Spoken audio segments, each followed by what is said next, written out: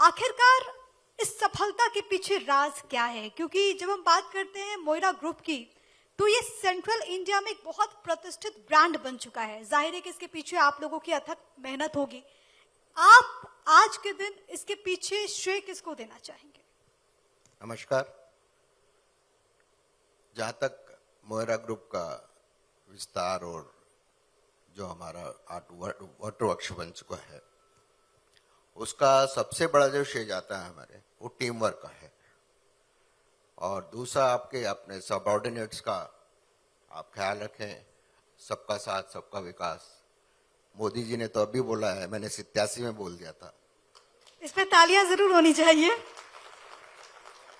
तो team work का कोई पर्याय नहीं है। टीम वर्क आपको करना चाहिए, अच्छे लोगों का चुनाव, साथ में उनकी कैपेबिलिटी जो है वो जांचें और उनके अनुसार उनको आगे बढ़ाएं, मौका दें। यही एक सबसे जो मैंने 37 सालों में सीखा वो यही है। लेकिन सबसे बड़ी बात है, आपने टीम वर्क का जिक्र किया और मेरा मानना है कि एक टीम अच्छा तभी काम करती है जब उसका नेतृत्व करने वाला शानदार हो। तो इसके लिए आप बधाई के पात्र हैं अगर आपकी टीम अच्छा काम कर रही है। और दूसरा ये कि हीरे को पहचानने का काम जोहरी का होता है। बिल्कुल, और आप बिल्कुल। एक नायाब जोहरी हैं। वास्तव में देखिए, एक जो मैनेजमेंट का जो क्रोनोलॉजिकल ऑर्डर आता है, उसमें लीडर का होना स्ट्रांग तो बहुत जरूरी है। और उनका अपने सबऑर्डिनेट्स में चयन करके, आज आपको विश्वास नहीं होगा, मेरा जो मेल्टर 37 साल पहले था, आज वो जनरल मैनेजर के पद पर काम कर रहा है। तो आप उनको आगे बढ़ाएं, उनके आइडियाज अपने से शेयर करें, अपने आइडियाज उन्हें दें। और ऐसे करके जो आज हमने थोड़ी बहुत प्रगति की है, उसका कारण यही रहा है कि सही आदमी की सही पहचान, सही चुनाव। ये जरूरी भी है, मुझे लगता है किसी भी कंपनी के सक्सेस के लिए, कि जो लोग उनके साथ काम कर रहे हैं, जो लोग जुड़े हुए हैं, उनकी क्षमता को पहचानना। अब अगर हम बात करते हैं स्टील के कंजप्शन की, तो भारत में पर कैपिटा जो स्टील का कंजप्शन है, उपयोग है, वो बहुत कम है अगर हम बाकी कंट्रीज से, मुख्य तौर पर अगर चाइना से अगर हम कंपेयर करें। तो आप भविष्य में इसको लेकर के, खासतौर पर कंजप्शन को बढ़ाने के लिए आपकी सोच क्या है और आपको क्या लगता है कि आप कहाँ कहाँ काम करने की जरूरत है ताकि इन फ्यूचर ये और ज्यादा बढ़े? देखिए, भारत जो है वो प्रगति के पथ पे है। काफी बड़ा रेवेन्यू सेंट्रल गवर्नमेंट के पास आ रहा है, जो कि 1.5 लाख करोड़ और इस टाइप से जो चल रहा है। तो उनका मेन जो मकसद रहेगा वो इंफ्रास्ट्रक्चर है, बल्कि इंफ्रास्ट्रक्चर पर रहेगा। और उसकी पूर्ति जो है वो हमारे सरी के प्लेयर जो हैं वो आएंगे। और उनसे आज चाइना का जो टोटल क्रूड प्रोडक्शन है वो करीब 8 बिलियन टन है, और हमारा अभी हम पहुंचे 110 बिलियन पे।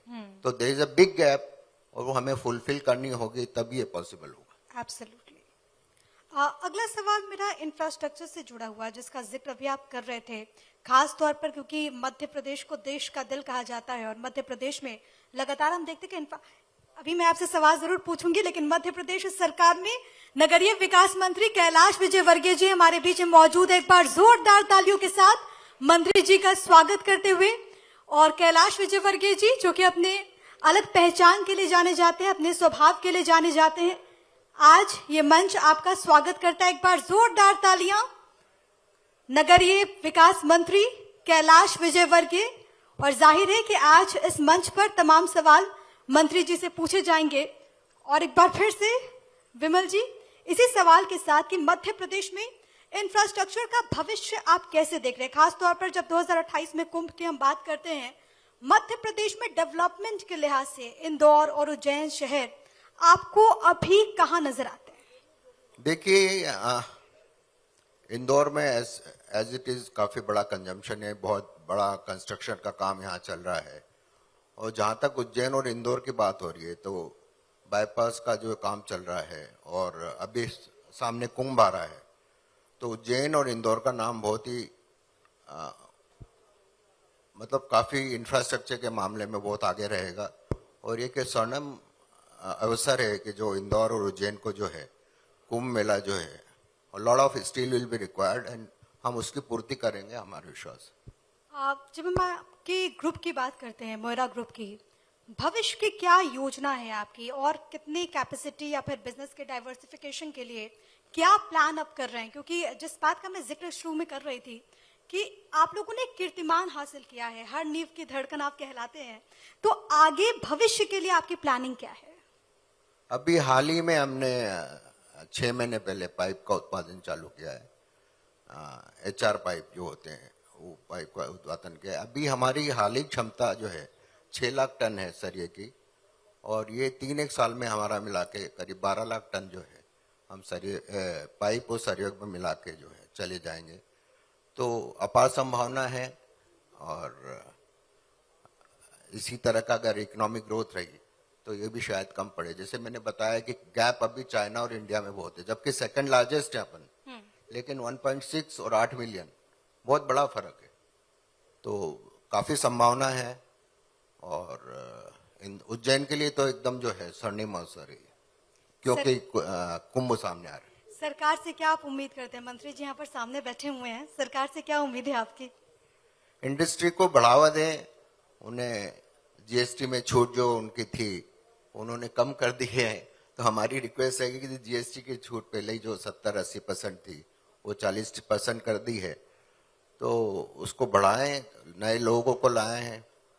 काफी मध्य प्रदेश में काफी संभावना है, तो बाहर के लोग आए, तो गवर्नमेंट अगर ध्यान देगी तो जरूर ये कार्य पूर्ण होगा। अब आखिरी सवाल मेरा आपसे, क्योंकि आपने शुरुआत में जिक्र किया कि आपने सपना बहुत पहले ही देख लिया था 1987 में, सबका साथ सबका विकास। आज इस मुकाम पर पहुंच करके जब मैं कहती हूँ सबका साथ और सबका विकास, इसको लेकर के विमल तोड़ी क्या सोचते हैं? छोटे से 4 लाख के रुपए से मैंने ये शुरुआत की थी। आज हमारा टर्नओवर 4,000 करोड़ का है। तो इसमें मेरे साथियों का बहुत साथ रहा है, और there is a sense of satisfaction in my mind, and भगवान करे कि ये अच्छा ही चले, आप लोग का सहयोग रहेगा तो। Thank you so much, best wishes हमारी तरफ से। एक बार जोरदार तालियां विमल जी के लिए। बहुत बहुत धन्यवाद आप।